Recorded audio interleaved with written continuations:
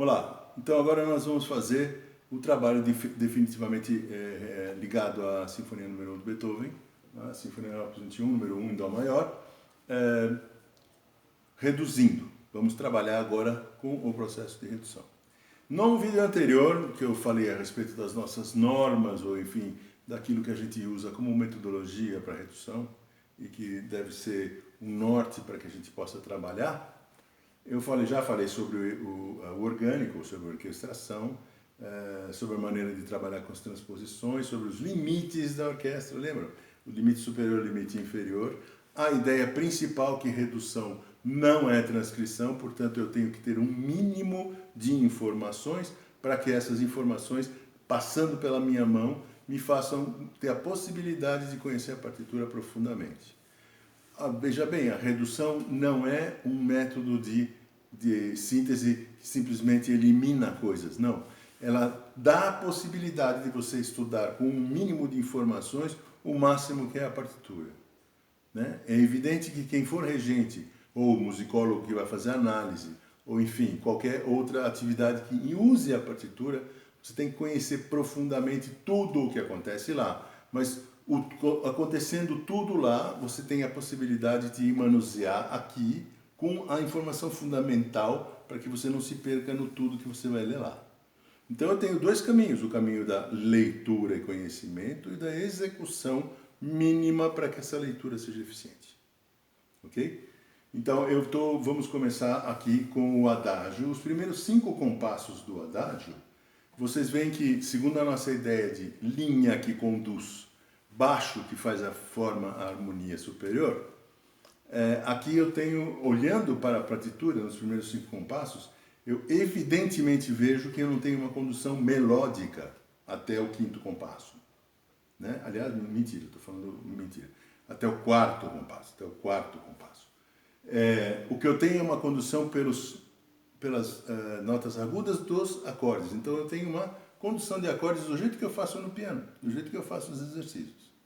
Ou seja, eu tenho que aqui usar, lembra daquela ideia do olhar. O meu olhar ou é assim do ponto de vista vertical ou é assim do ponto de vista horizontal, reto, quero dizer. Ele não executa curvas e ele não se perde no meio do caminho em descendências ou ascendências. É sempre reto e sempre reto na direção horizontal. Então, para que quando eu tenho, isso é uma orientação interessante para quem se perde na leitura de acordes com muitas notas, com muitas linhas que cada uma das notas montam esse acorde. É só não esquecer que na nossa literatura, naquela que a gente usualmente vai fazer, é a literatura tonal ou quase uma tonal expandido, chegando a ser pós-tonal lá para o começo do século XX, finalzinho do século XIX, mas a maior parte da literatura que a gente frequenta enquanto regente e que profissionalmente faz é tonal. O que significa que o campo tonal, sendo aquele que se conhece como uma centralização de um acorde e 2 outros acordes que fazem o satélite desse primeiro acorde, né, primeiro, quarto e quinto graus, nós temos sempre uma tríade. 3 sons. Quando a gente tem essa consciência sonora e teórica, você vai buscar os 3 sons. A gente sabe que dentro da tríade, e isso é uma coisa importante para a leitura da partitura e também para a busca do acorde no meio de muitas notas verticais, você sabe que a tríade ela é disposta de forma que a terça me dê o modo da tríade. Então eu tenho que, se eu, por exemplo, reconheço a terça, que eu digo do acorde da tríade, quando esse acorde está sendo utilizado enquanto função, né? Enquanto passagem, a gente tem que depois trabalhar diferentemente, mas enquanto função.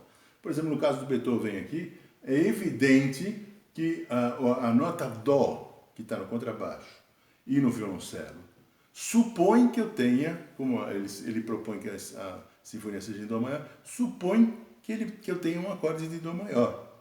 Eu vou buscar a nota Mi em algum lugar para ver se Dó maior ou Dó menor. Beethoven, muito espertamente, como eu já falei, muito interessantemente, ele também coloca a nota Si bemol.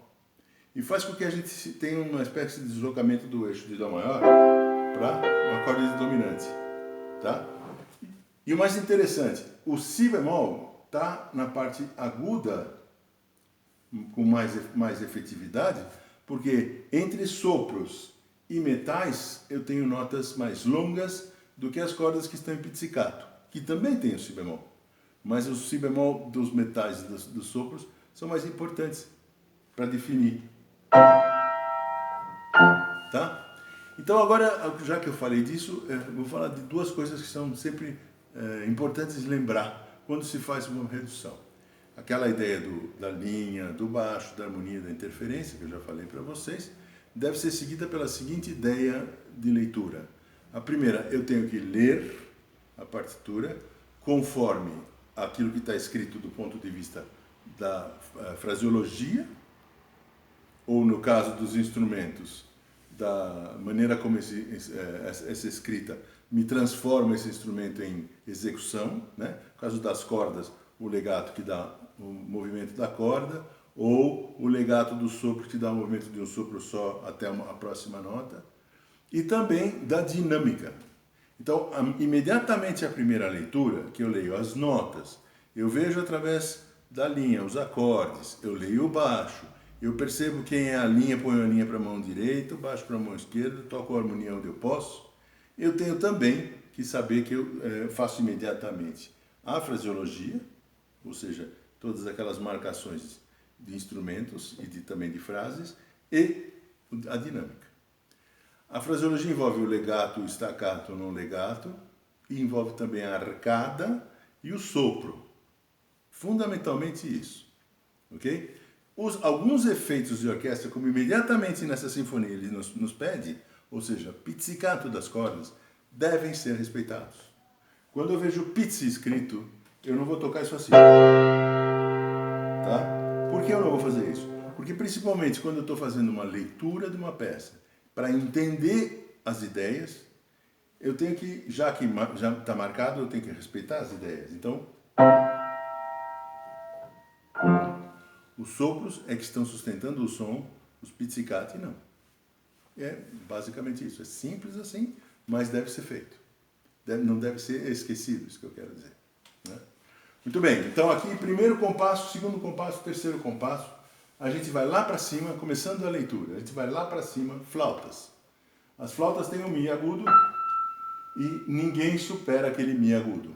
Quer dizer, aquela é a nota mais aguda de todo esse grupo de acordes. Tanto do primeiro, quanto do segundo, quanto do terceiro compasso. Aí a gente corre o olhar reto, verticalmente, até o contrabaixo e violoncelo.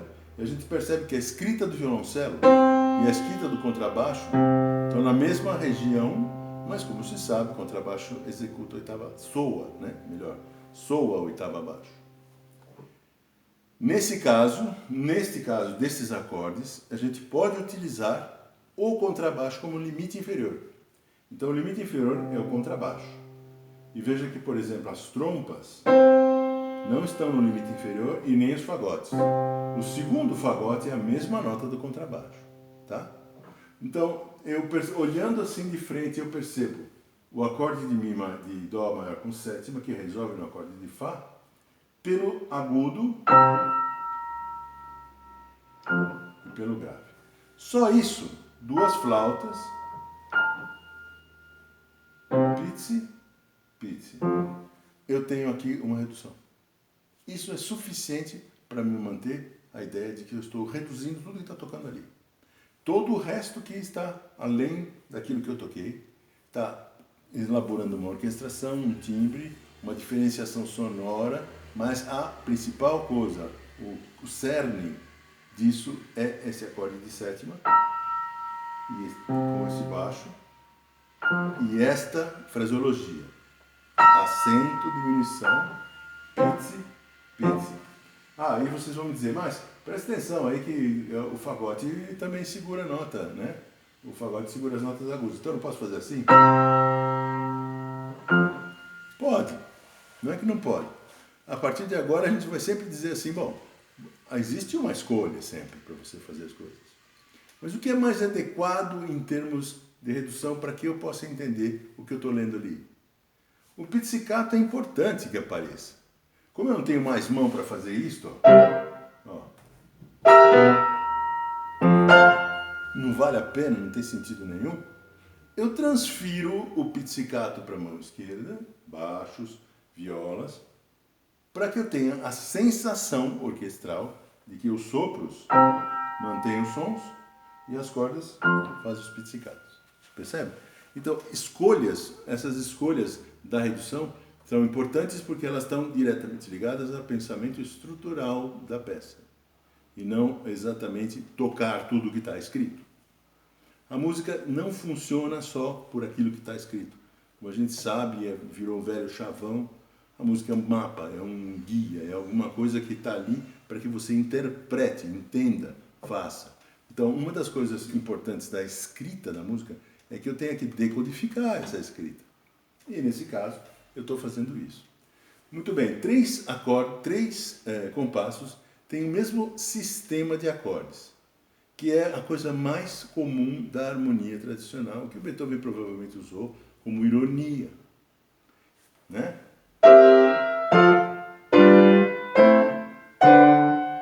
Parece exercício de harmonia isso. Mas o que ele fez?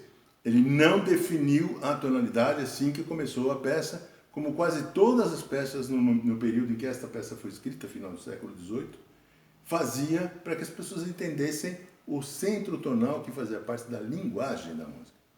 Então, ele fazendo isso, ele está criando uma expectativa e até certo ponto uma surpresa, que para nós hoje não existe mais, mas naquela época foi de fato algo interessante de ouvir, diferente.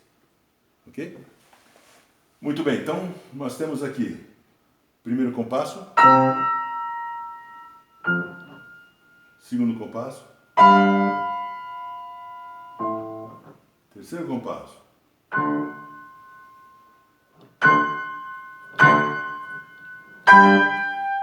nós vamos falar já disso. Vejam bem que eu cuidei de fazer forte piano, piano,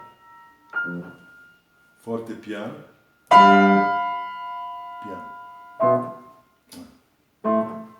e aí crescendo e forte. Bom, a partir do quarto compasso, como vocês podem ver aqui, começa uma linha condutora que está no primeiro violino. Então, o que nós vamos fazer agora, todos nós aqui, é ler essa linha com a mão direita. Quarto compasso, vejam lá.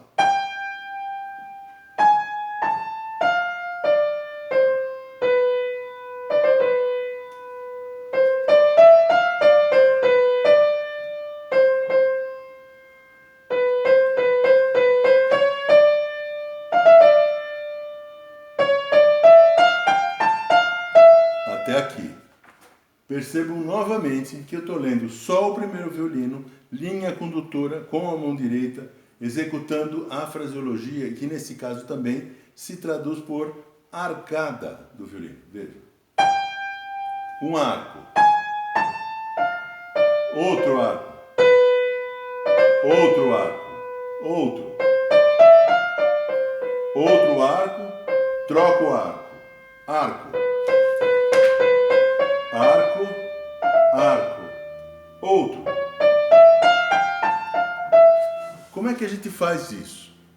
O piano, obviamente, não é o violino. O piano não consegue fazer a arcada. O que quer dizer? O piano não consegue fazer aquela sutileza de abre e fecha entre as notas que o arco consegue por causa da força que você imprime a cada vez que você vai e volta. Então, para isso, nós temos que ter aqui a ideia de que o arco faz isso. E a separação entre uma coisa e outra, o começo de uma coisa e outra, vai nos condicionar a ouvir, quando corrigirmos, quando ensaiarmos, a diferença entre cada uma dessas frases. Por que o Beethoven pôs tantas arcadas assim? Por que ele pôs tantas diferenças? Isso é estilístico, ao mesmo tempo dele e da época. Ou seja, isso transformava de alguma maneira essa sonoridade numa clareza de discurso. E é preciso que a gente tenha essa noção. Então dá para você fazer, por exemplo, finalzinho aqui, em vez de nunca, de jeito nenhum. Uma pequena separação é suficiente, nesse caso, para o meu estudo dessa fraseologia. voltando ali de novo para o quarto compasso. Como é que eu começo essa linha? Vocês viram que eu fiz? Tá? Pelas flautas. Quando a flauta chega no quarto compasso, a solução da flauta no quarto compasso é Si, Sol, eu tenho o começo da linha melódica no violino. Então eu percebo que, junto com aquelas flautas e junto com esse acorde de sexta, eu consigo fazer a nota inferior, que é a primeira nota da melodia, com o polegar. E veja, resolvo aqui, e aqui eu faço.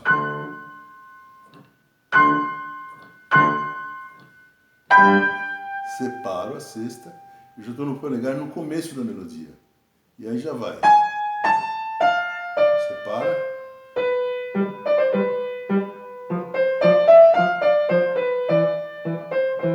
Ok? Então assim eu junto flauta, com o olhar imediatamente para o primeiro violino, começando a linha melódica que vai me dar a continuidade desse trecho. Quarto, quinto, sexto, sétimo, oitavo compassos. Ok? Em seguida, eu volto de novo ainda para o quarto compasso e vejo que, depois do pizzicato, eu tenho no quinto compasso o começo do acompanhamento, do baixo.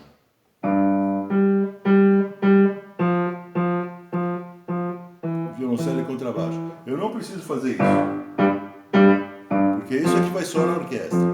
O que eu estou fazendo? Estou dobrando violoncelo e contrabaixo. É isso que vai soar. Estão escritos os dois na mesma linha, costume da época, porque o contrabaixo, até um certo momento da orquestração, não tinha autonomia de linha, como teve a partir, por exemplo, da terceira sinfonia do próprio Beethoven, ou um pouco mais adiante, ou em outras peças. Então, se escrevia na mesma linha, se supunha que o contrabaixo tocava o que o violoncelo tocava, mas soava a oitava abaixo. Então, em muitos casos, nós agora vamos tentar sempre utilizar o baixo que for mais conveniente. Foi conveniente nos primeiros 4 compassos o contrabaixo, porque era o limite inferior. Agora, como tem movimento, e é a mesma coisa, ou seja, não há uma linha diferente para um instrumento e para outro, eu vou ler a linha do violoncelo, que é a mesma do contrabaixo. Eu vou ler essa linha, nessa altura, aqui. E vejam que aqui eu estou usando um determinado tipo de ataque de arco com o instrumento, que não é legato, não é no legato, é um détaché. Também não tem outro tipo de ida e volta como teria alguns outros desenhos do instrumento. Ele é simplesmente uma nota para cada arcada, tá? E aí a técnica disso vai ficar a cargo dos instrumentistas, mas o que soa é isso. Nada disso.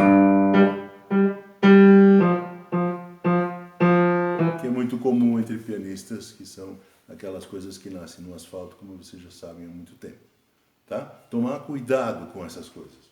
Aqui a gente tem uma fraseologia específica. Isso aqui é um acompanhamento harmônico.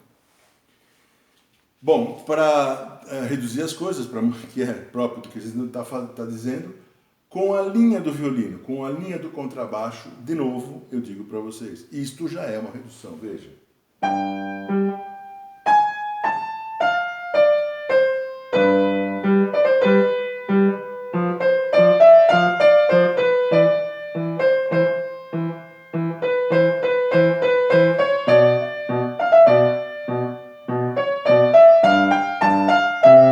Pronto. O que eu fiz até agora é reduzir a ideia fundamental, essencial, básica da condução melódica harmônica, que é o que uma coisa supõe a outra, e o baixo que sustenta essa harmonia. E eu tenho isto como redução. Para todos os efeitos, se eu não tenho mais condições instrumentais que isso dá conta da redução. Não tenho dúvidas. Mas é evidente que com o tempo e com o traquejo, a gente pode continuar a fazer mais coisas, por isso eu falei da harmonia onde possível, inclusive da interferência quando é possível, porque assim a gente tem mais informação a cada vez que estuda a peça. Vejam que no compasso 6, eu tenho um desenho do oboé que não é impossível de ser feito. Eu chamo isso de interferência, né? Então, poderia ser feito desta forma.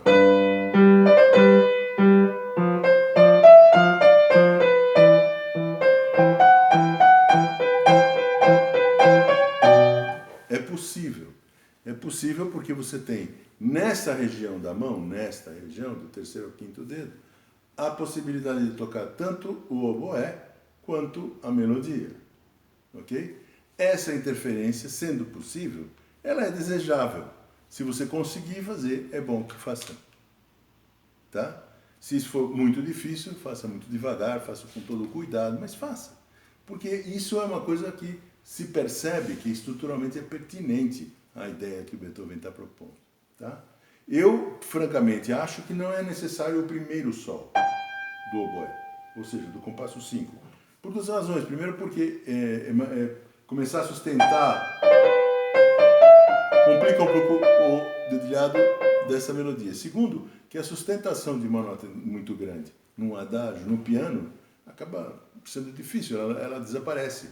Né? Então, o que eu preciso é o movimento. Isso seria interessante. Todo o resto que vocês vão ver aí, os fagotes fazendo esse desenho, né? Até as violas fazendo, tudo que isso está acontecendo é um preenchimento harmônico, de alguma maneira fazendo esse preenchimento enquanto acorde de sétima para acorde de dó maior com terça no baixo, ok? E é isso que funciona, eu não preciso mais do que isso. No compasso 8, acabando a melodia, aliás, desculpa, no compasso 7, eu vejo que existe lá nas flautas uma possibilidade de eu executar também aquelas terças, porque elas fazem uma diferença junto com os clarinetes e junto com os oboés, uma diferença bastante grande, ó, do ponto de vista timbrístico, mas também musical. Então há a possibilidade de eu fazer isso.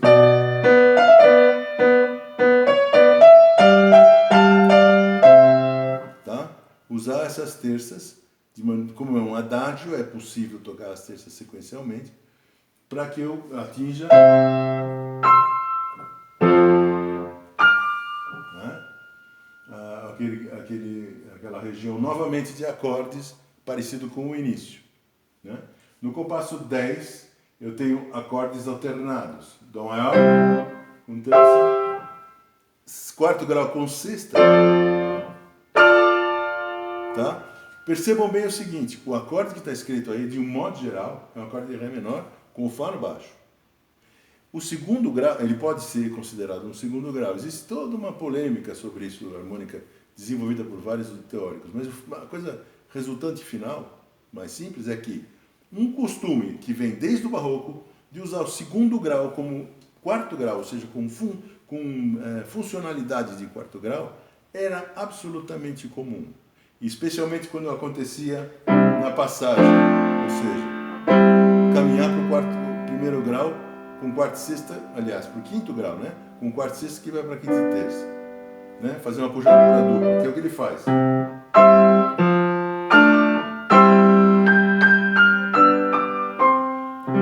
Devia ser isso. Mas, de novo, entrou Beethoven, não querendo fazer o que a gente espera. Né? Ele faz isso.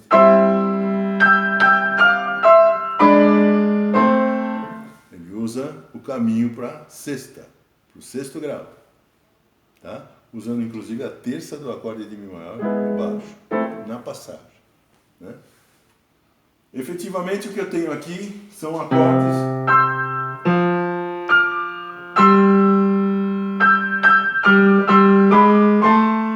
de novo, eu tenho as flautas em terças. E elas são evidentes sonoramente. Né? Uma coisa que eu falo para vocês que é importante é o seguinte. Em geral, quando a gente faz uma redução, mesmo que a gente tenha poucas possibilidades pianísticas, instrumentais, e que você faça a redução do jeito que eu estava propondo, linha e baixo, que é de fato uma redução, mas consegue fazer alguma coisa a mais, é importante que a gente busque o mesmo resultado, a mesma sensação sonora que a gente ouve. Isto aqui se ouve com clareza. se ouve com clareza na execução orquestral. As flautas lá no agudo. Por quê? Porque o Beethoven fez uma orquestração limpa embaixo para que isso acontecesse. Então, se eu fiz as terças lá, ó, eu faço aqui também, com a mesma eficiência, ok? Chegamos no compasso 11. No compasso 11 eu tenho uma interferência muito especial. Aliás, já falei sobre isso no outro vídeo, vou repetir aqui. No compasso 11 eu tenho isso aqui, ó. É o acorde de quinto grau com quarta e sexta, né? E a trompa, as trompas fazem.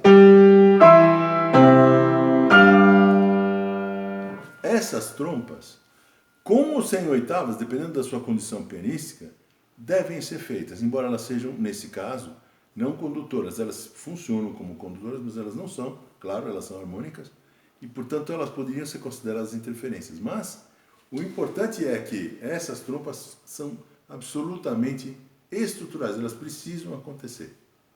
Então, nesse compasso, eu posso fazer isso. Ou isso, se eu quiser. Aí chego nos contrabaixos, violoncelos, violas e violinos e fazem. Ó, o Beethoven de novo. Em vez de ser um acorde, ele põe o Fá sustenido, né? Ele está sempre mexendo na harmonia, na nossa expectativa e no nosso entendimento do campo tonal, né? Na primeira sinfonia, veja você. E então essas trompas realmente devem ser feitas. Aí no final eu faço isso aqui. Né?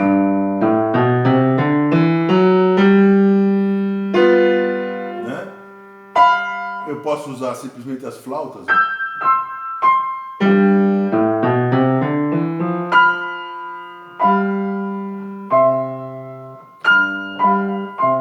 Tá? Bom, aí entrando no Allegro, depois a gente vai continuar o Allegro com um pouco mais de detalhe, vamos só ver o adágio por enquanto nesse vídeo. Entrando no Allegro, vocês poderiam dizer, poxa, mas aqui eu tenho a mesma coisa que aconteceu quando aconteceu lá de juntar a linha melódica depois da sequência de acordes. De fato, posso dizer para vocês, tem mesmo a mesma coisa. Só que nesse caso, eu não tenho mão para terminar aqui e tocar isso aqui. A distância é de 2 oitavas e eu não tenho suficiente mão para isso. Então, o que acontece? Nesses casos, em que a linha melódica começa no final de uma outra sequência de acordes ou qualquer outro tipo de atitude, eu considero aquele final como o começo. Né? É mais evidente do que você simplesmente fazer um esforço e fazer isso aqui.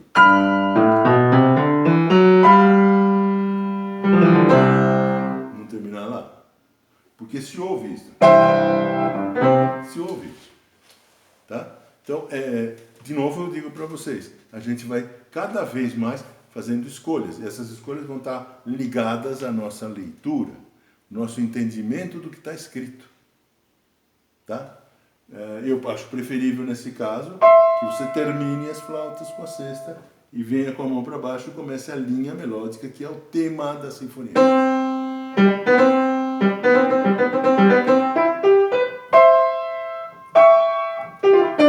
Tá?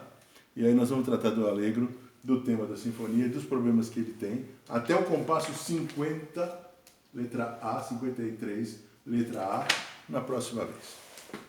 Obrigado.